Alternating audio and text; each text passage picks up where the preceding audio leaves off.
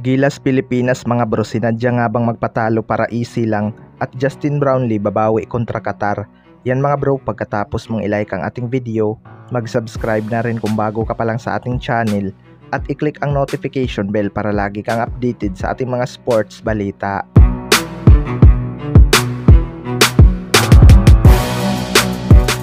So akala nga ng lahat mga bro ay magtuloy-tuloy na ang ginawang comeback ng Gilas Pilipinas noong third quarter. Pero hindi nga pumayag itong si Rondy Hollis Jefferson na makalamang ang Gilas Pilipinas, kaya take over mode siya noong dulo, kaya hawak pa rin nila ang lead. Sa fourth quarter nga ay kapansin-pansin ang kawalan ng depensa ng Gilas Pilipinas, kaya natambakan sila ng Jordan.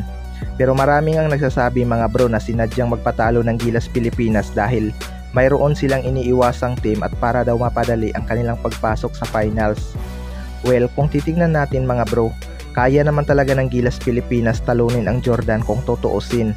Pero alam naman natin na may injury itong si Justin Brownlee at hindi ito 100% healthy. Kaya maiintindihan mo rin kung bakit hindi ganun kaganda ang kanyang scoring output tulad noong kanilang huling laban.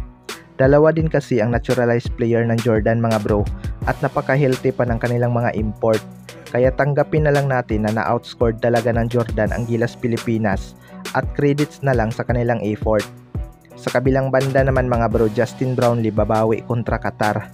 Hindi nga ganun kaganda ang scoring ni Justin Brownlee kontra sa Jordan mga bro. Although naka double digit pa rin naman siya pero marami nga siyang naimintis na mga tira. Isa siguro sa dahilan dyan mga bro ay ang pagod. Kita naman natin kung paano dipinsahan ng Jordan itong si Justin Brownlee at pinagod talaga nila ito ng maaga.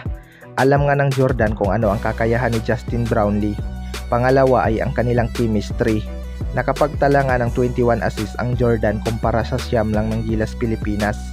Karamihan nga sa key player ng Jordan mga bro ay naglaro noong World Cup, kaya nakapag-build na rin talaga sila ng chemistry. Pero hindi pa naman laglag ang ating national team dahil makakalaban pa nila ang Qatar para sa knockout match at panigurado babawi itong si Justin Brownlee. Alam naman natin na hindi basta-basta sumusuko itong si Justin Brownlee mga bro.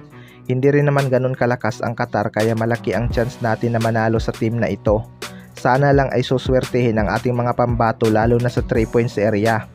Marami naman tayong shooter, sadyang hindi lang talaga pumapasok ang kanilang mga tira. Pati si Justin Brownlee kahit ilalagay na lang sa rim ang bola ay ayaw pa ring pumasok. Kailangan na rin nilang mag-adjust sa depensa dahil nalulusutan nga ng kalaban ang depensa ni Junmar Fajardo dahil sa kanyang kabagalan. Kaya abangan na lang natin ang adjustment ng Gilas. Kayo mga bro, ano masasabi nyo tungkol dito?